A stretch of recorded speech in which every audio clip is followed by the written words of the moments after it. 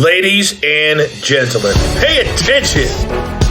This is your boy, the coach from the WWE. I would like to welcome you to the very first wrestling podcast in the world to take you on a weekly deep dive into classic matches along with legends of the squared circle.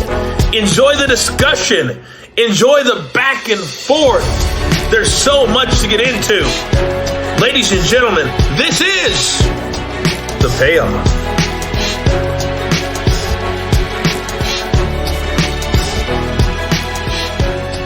It's time for a new episode of The Payoff. I'm Tom. That's Jeff. It's the 10th anniversary of Starrcade. Wrestling's always a little weird with its anniversary. So it's the 10th anniversary. It's the 11th annual. I don't know, man. It's like the year, what was it? WrestleMania 25 was the 25th anniversary, but that's actually not. It's really the 24th anniversary. It's just weird, man. Yeah. It's rare. It's rare to make up numbers in wrestling, though. Well, yeah, everything about wrestling is so accurate, specific. And so, yeah, I don't know why you would ever doubt any of those numbers or dates or anything like that. But, and with, wrestlers being such true storytellers about what happened every single time, it would be easy to write a book. Yep. Well, I'm pumped to cover this one. I know Meltzer loved this main event, so I'm guessing pretty good match. Why'd you put it on our list? Year end, celebrate the Christmas holiday, however you celebrate, whether you're a vacation holiday, whatever you want to call it. And so, and even if you don't celebrate, that's okay too. But we can celebrate Ric Flair and Vader. There's, that's something we can all celebrate and get behind. And so, yeah, we just end up always there's just a lot of Starrcade matches that involve these guys. And so, with Starrcade happening at the end of the year, I always try and hit around that time of the year and just. Who doesn't love a good Vader Flair match? Plain and simple. That's really what it boils down to. I think we've done a couple in the past before, but this is the one we're going to do this week. Yeah. Good, man. Well, I'm pumped to cover this one. I like going old school. I say we jump right into it. Yeah, man. Let's do it. All right. It's time for the build. Oh, it's time for the build. So Starrcade 10th anniversary. We're in Charlotte, North Carolina. So Ric Flair's hometown. We've got Vader's belt, Flair's career. It's all on the line. That's the tagline for this show. Mm-hmm. I'm interested. To cover this one. This is kind of like the WrestleMania, obviously big time show. Fun card. I love looking back at these cards, just all kinds of random stuff. But we start off with Pretty Wonderful, which was Paul Orndorff and Paul Roma defeating Too Cold Scorpio and Marcus Alexander Bagwell, 11-minute tag match. The Shockmaster is going to beat Awesome Kong in 1 minute. Lord Steven Regal is going to retain through a time limit draw his television title in 15 minutes against Ricky Steamboat. Cactus Jack and Max Payne are going to win over Tex Slazenger and Shanghai Pierce. Tex is Dennis Knight, also known as Midian. Steve Austin is going to win a 3 falls match in 23 minutes against Dustin Rhodes to retain his U.S. championship. Jeff, this might be the only time in the history of 2 out of 3 falls matches that a match ended 2-0. Right.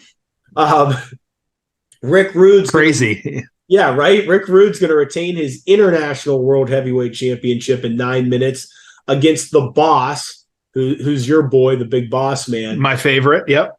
Man, so Rick Rude in 93. This must have been right before he stopped wrestling. God, Rick Rude, criminally underrated. Your semi-main event, listen to this one. Sting and Road Warrior Hawk are going to defeat the Nasty Boys by DQ in 30 minutes. Crazy. Yeah, right? And then your main event, Flair, Vader, title versus career. Flair's putting up his career. Vader's putting up his title. We're in Charlotte. how do we get to these two going at it for the world heavyweight title? And I would assume Ric Flair is your baby face. So I feel like that's got to be a story in and of itself. Yeah, so we'll get into kind of both guys looking at this one. And so we'll start with obviously the main feud at this point. Like it was after Flair left WCW in 1991, he returned in early 1993. Of course, this match taking place the end of 1993. We're looking at December 27, 1993. And so he returned in 93, winning the NWA World Heavyweight Championship on July 18th Beach Blast. It was actually the 10th time, and against Barry Windham, winning that one. The title then became the WCW International World Heavyweight Championship in September after the WCW left the NWA. And so Flair then actually losing that title to Rick Rude at Fall Brawl. Coming into this one, though, so Flair having no belts at this point. Vader, he actually beat Ron Simmons for the WCW World Heavyweight Championship. It was December 30th, 1992, so almost a year prior to this. He held the championship all year up to Starrcade. It was actually a short, brief period, though, where Sting had the belt, though, in March, April, but really had the belt all of 1993. He feuded with Davey Boy Smith in May. He also Sid Vicious, Sting, involving Sid Vicious and Sting. They had that alliance as well too. So he had the feud with Cactus Jack as well too. That was the very weird, as we've talked about before, the Arn Anderson Sid Vicious hotel fight with the stabbing.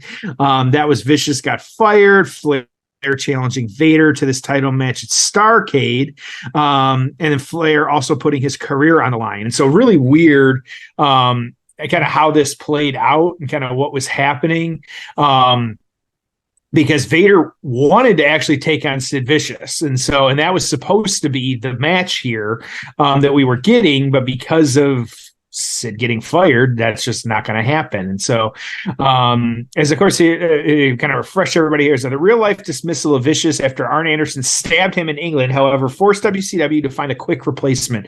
Executive producer Eric Bischoff placed Ric Flair in the match, which was scheduled in Flair's hometown of Charlotte, North Carolina. In the storyline, Vader did not take Flair seriously until he agreed to put his career on the line against Vader's title.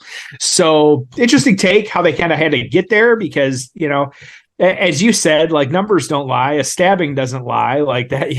If you tell me which is more fake in wrestling, that they make up numbers and that somebody got stabbed, like I would not know which lane to pick there. So, but we got there. That's okay. So yeah, going from that's how we get this match. And so yeah, it was not necessarily, like I said, supposed to be Flair, but that's how we got here.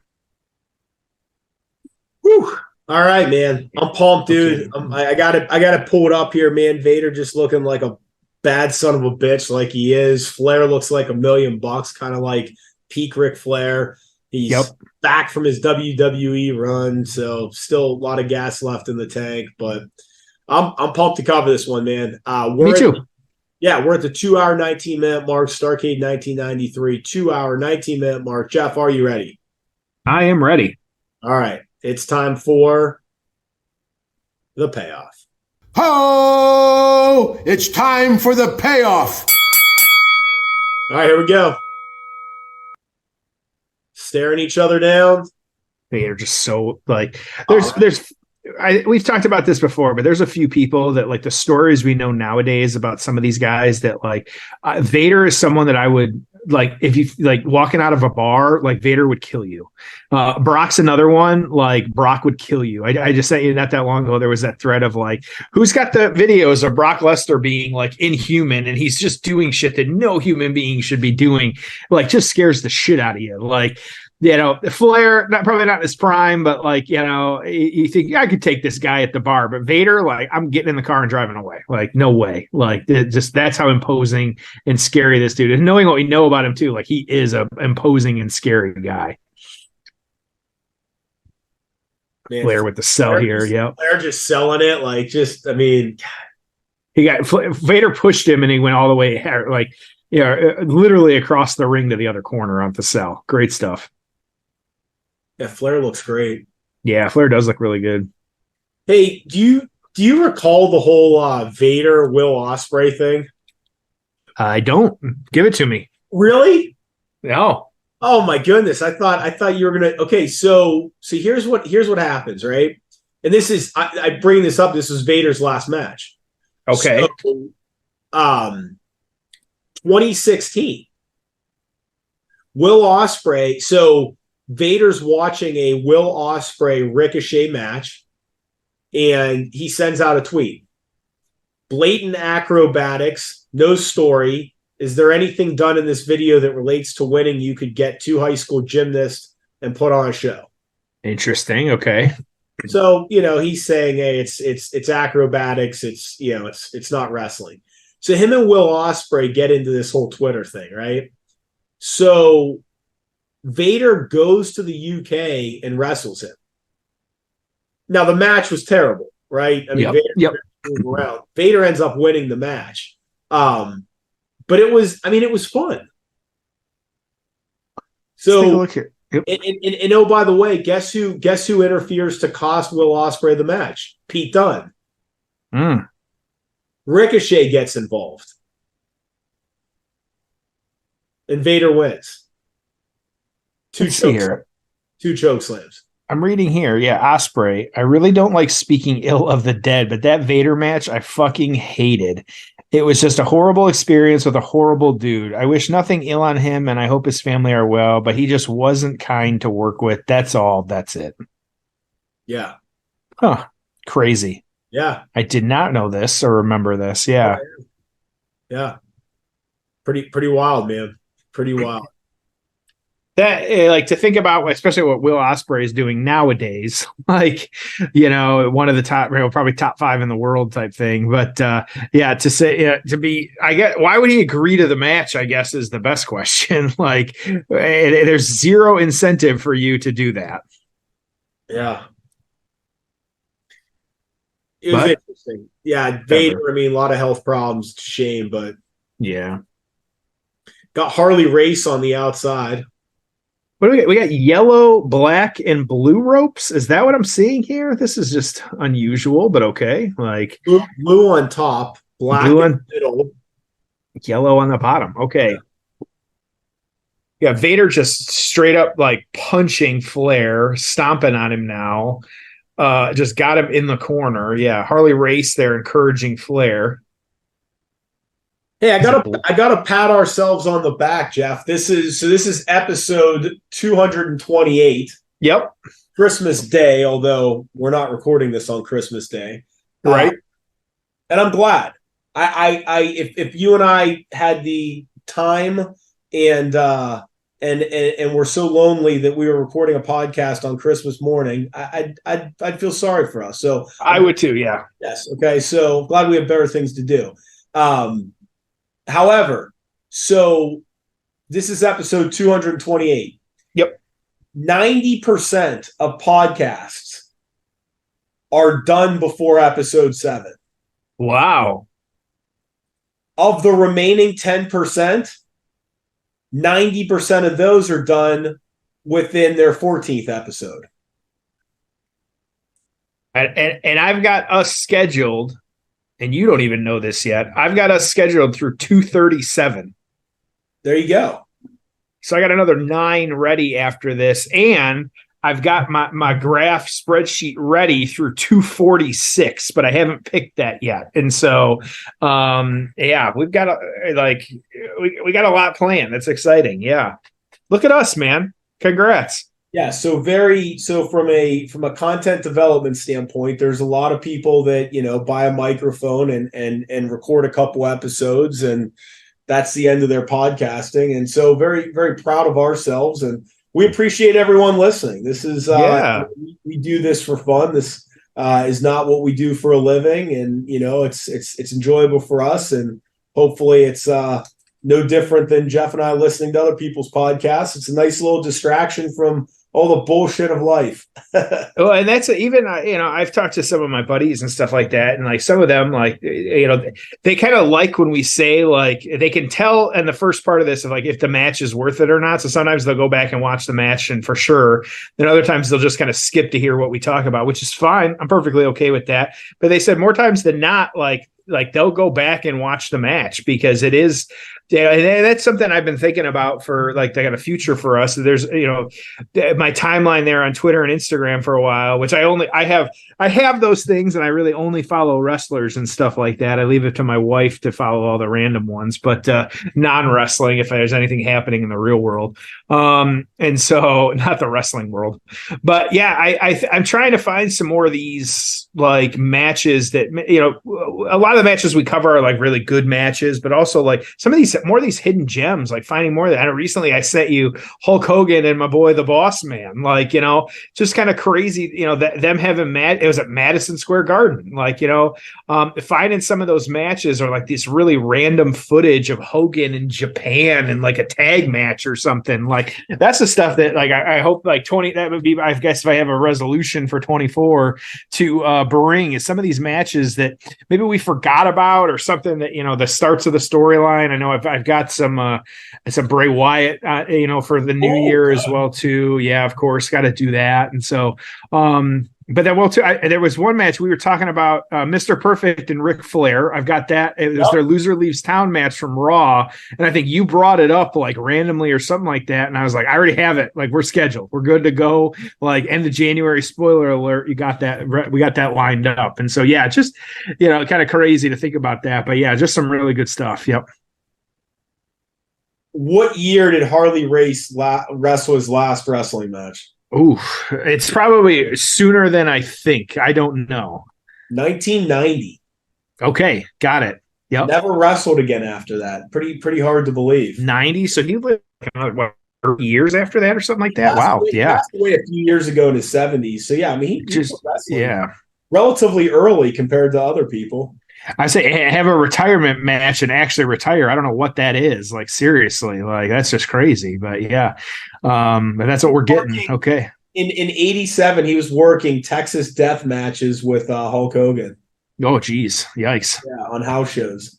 Yeah, it's funny. I was just thinking about that recently. I don't know why, but it's like I was just thinking about like how much different the business was. Like, Hulk Hogan, I mean, and Flair, same thing. Like these guys were wrestling every night, and I mean the shit they did to their bodies, and it was never recorded. I mean, you look at a guy like Roman, and you're like, I mean, this guy's what? He's working 10, 15 matches a year, like max. It's just crazy. Like, I mean, if you would have told Ric Flair in the late 80s, hey, there's going to be a guy that's probably going to make what, like a Roman, I'm guessing is probably like 10 million a year. There's a guy that's going to make 10 million a year as world champ, and he's going to work 20 TVs and 10 matches.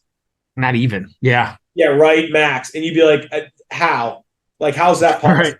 Right. It's the business is TV now. It's not live events, and the product's so hot right now that they're selling out house shows without with half the crew on it. So well, in a Saudi show, you get an influx of $50 million every single time. Like, yeah, I mean that. I feel like I know more about wrestling TV rights and deals, which we haven't talked about. NXT's moving to CW, and so like I know more about that stuff now than I like. High school doesn't prepare you to read TV ratings. Like that's just And don't quote me up, but like the NXT's ratings are exponentially higher than anything on CW, so it's actually a huge get for them if you can believe that. Right, and a 4-year deal, like that's a long time. Like, like that's crazy. And so they're getting just under $1 million per episode. Right. Remember, that's a show that was airing for free on Peacock or the network not that long ago.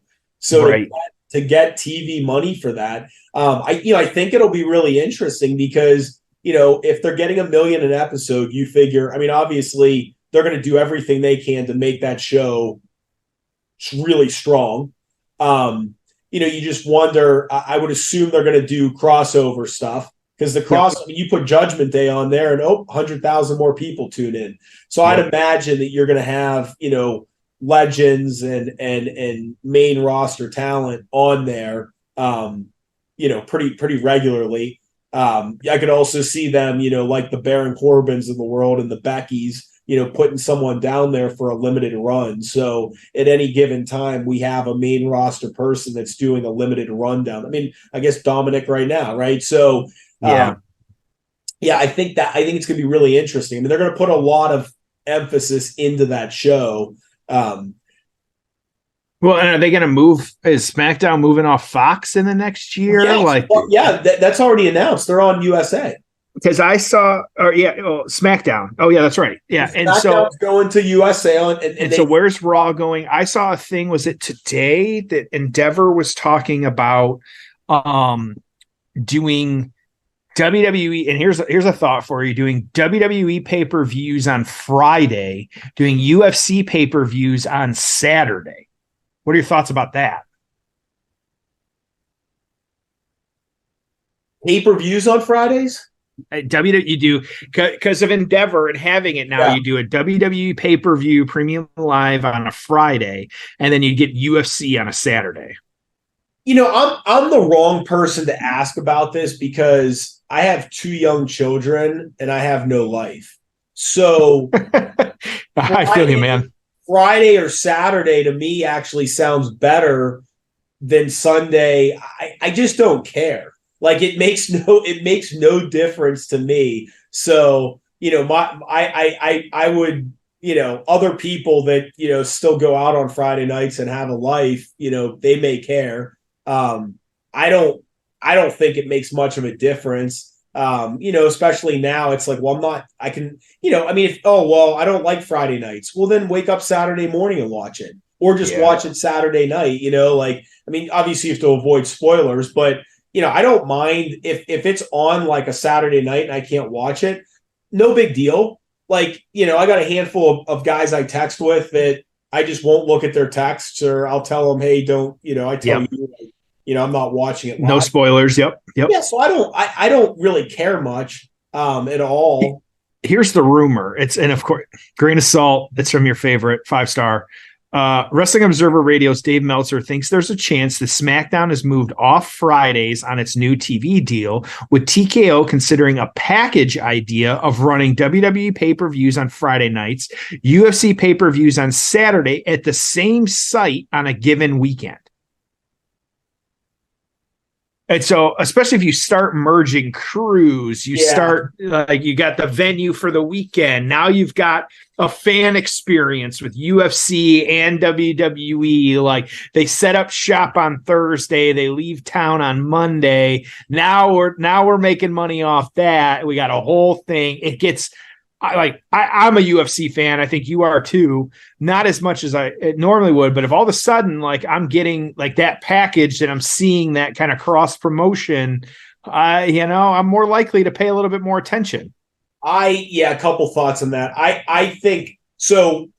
I don't dislike UFC. I'm not super into it. I'm kind of like neutral on it, but I will tell you this: if they did that super weekend concept, it may get me to watch. And that's so from a business standpoint, that's brilliant. If you're WWE, you probably want Brock Lesnar on that Friday show so that more UFC people that think wrestling sucks watch it and go, wow, that's actually pretty cool, right? So it works both ways. I think them being under one roof is brilliant. All the UFC folks that are on the back end of their career, hey, they could go do fake wrestling for 10 years. Not all of them, but if they're like a real character in real life, it makes too much sense. So you've got, the Rondas, the Brocks. I mean, there's just how many of them are out there now and in the future? You add one person. I don't know if Logan Paul has MMA aspirations, but you get Logan and I know there's issues with Dana White and them, but I'm just saying there's so many things that could happen and will happen. Well, I always forget, is Jake Paul a boxer or is he like he's not MMA? And so but like I think he has an MMA fight coming up or had one. I don't follow it that closely, but they're all kind of playing in the same sandbox now, and so it'll be really interesting to see what happens. But I think the amount of money you'd save by going to Madison Square Garden and saying, "Hey, we're going to do Friday night wrestling, Saturday UFC," it just makes all the sense in the world. Well, and I think I'm thinking of it, like just thinking it through to the end here, like you're really only swapping out the ring. Like, okay, like the seating, like maybe, and you really, it would be harder if you had to, it is harder, I guess. You put up the screen, or not even really, you tear down the screen, because then you have all week for WWE to like do their entrances. You tear it down in 24 hours, and then it's an open venue at that point. So you open up that many more seating, and you figure I'm guessing the WWE ring is smaller than UFC in the space they need around that. So like, it's got to be an easier setup, especially if you get those teams working together. Like, it makes a ton of sense. Flair is pounding Vader. Like, some of these shots are like he's pulling some of them, but he is smoking Vader. Like, yeah, fans are cheering. Like, yeah, Flair is really like giving his all on this one. That's the second time he is just pounded on Vader. Really good stuff. But yeah, I mean, who knows? Like, I think I think like I said, you got young kids, like, it is the best time to be a wrestling fan, in my opinion, because of what we're seeing happening. Like, one day, like, to have that. And I get it. Like, oh, it's fake, whatever. Like, it's bullshit at this point to say that. Like, you're just uneducated if you're saying that. Like, and so, cause it's not, we've all seen that. And I think that, like, it is just a great time to be any wrestling. Like, you've got, whether it's shit like Stardom or like, some of that, like Kairi Sane just coming back from there, like, and there's long-term storytelling there with who put her on the shelf, Bailey. And then you've got like there's some long-term story. And then when Cole actually says it, like that is really good. Cause then you can go back and watch that and be like, oh, wait a minute. Like, she's partnered now with the person that got her kicked, or like that got her injured and made her leave. Like, oh boy, now we got storyline there. So like, it's just crazy going for the Vader bomb now. Yep. Up on that second rope. Oh, missed it. Yep. It's beating shit out. It's a fantastic match. Yeah. I don't think Flair's bladed, but he is bleeding from his mouth though. Which interesting. It's weird to see a Flair match where he's not bladed. And so, yeah, going for the figure four. Yeah. It'll be interesting to see what happens. There's so many different things you can do. I mean, you have, Monday, Tuesday, Wednesday, Thursday, Friday. I mean, if you're going to do Friday shows and you move SmackDown to Thursday. I mean, Look, there's no reason why. I mean, WWE can do whatever they want.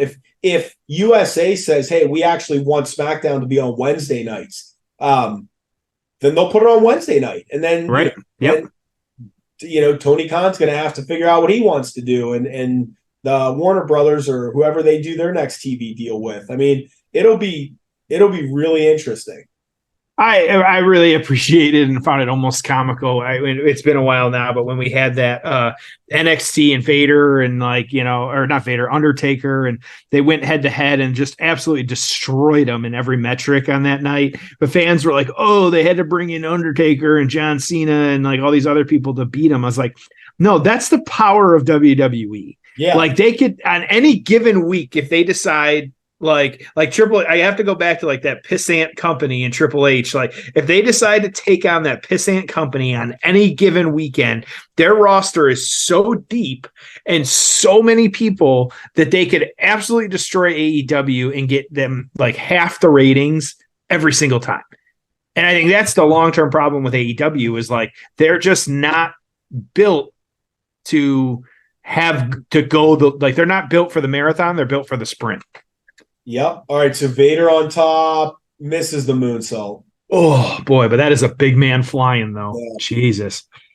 Yeah. I mean, that's the thing you forget too. It's like, and one of the things I think's been pretty impressive about WWE right now is, oh my God. So Harley Race on the top rope, Harley Race.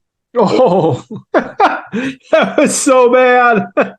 Oh, man. Harley Race with the headbutt after Flair gets out of the way. The fans are going nuts. Yeah, oh, man. Man, Flair looks great. That was hilarious. I enjoyed the shit out of that. Flair does look great. Yeah. Oh, the Vader just overpowering him. Jesus. That was a weird, but kind of he got it. Weird kind of roll up. Yeah.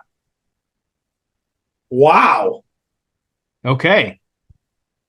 I mean, that was I think I liked that finish, but it was just crazy. But that's how it's weird. Yep. Wow. Okay. And there you have it. New champ. Hey, Merry Christmas, Is this the first time he was champ since he came back from WWE? I will have to look. My guess is yes. Yeah. Like, I'm sure this just meant a lot to him. That's my point. Wow. Yep. It's been the hometown. Yeah, I got to feel good. So here, I got it. So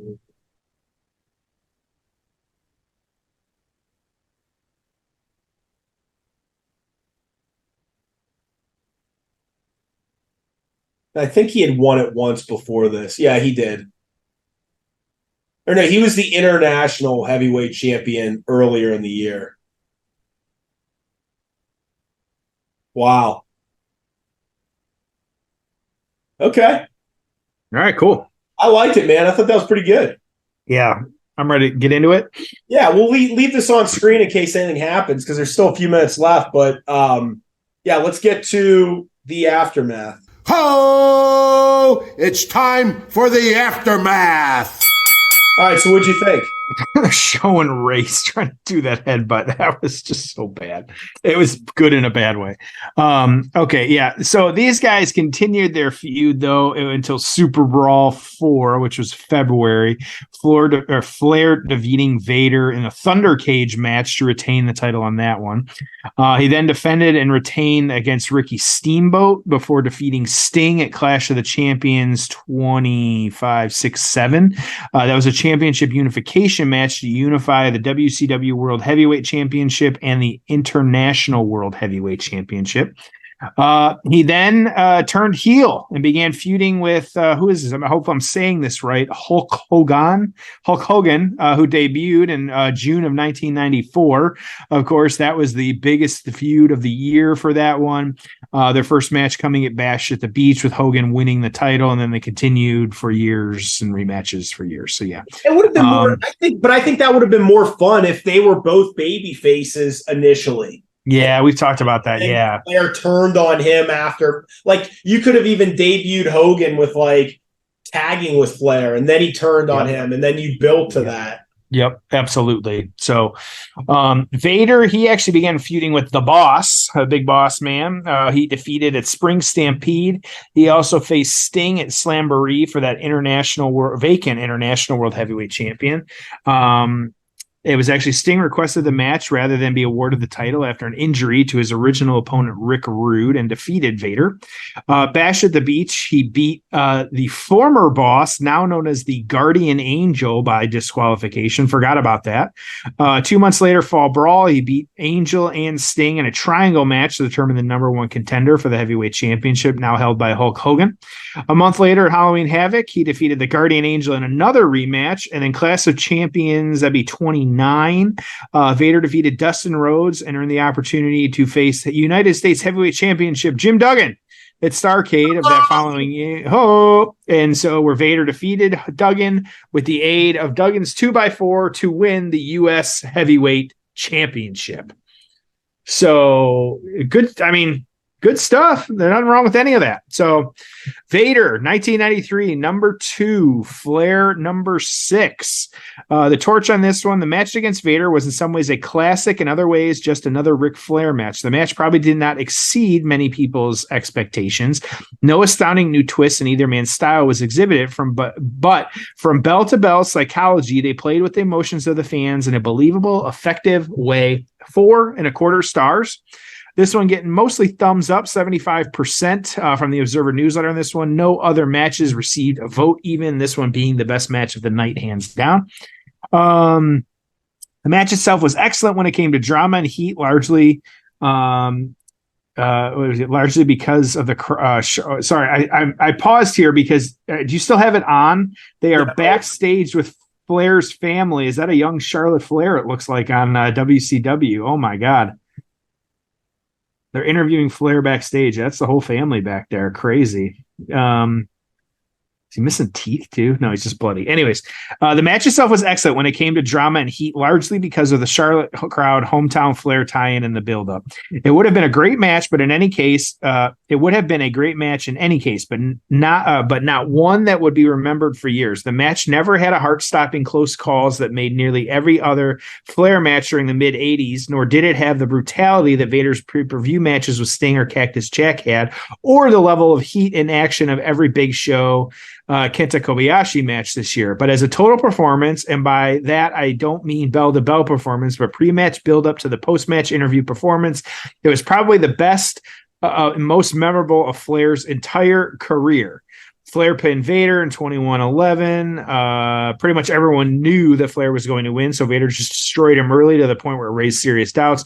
Whenever Flair would get the advantage, Harley Race would interfere and help him turn the tables back. Vader turned his back. Flair clipped Vader, and Schoolboy pinned him for the pin.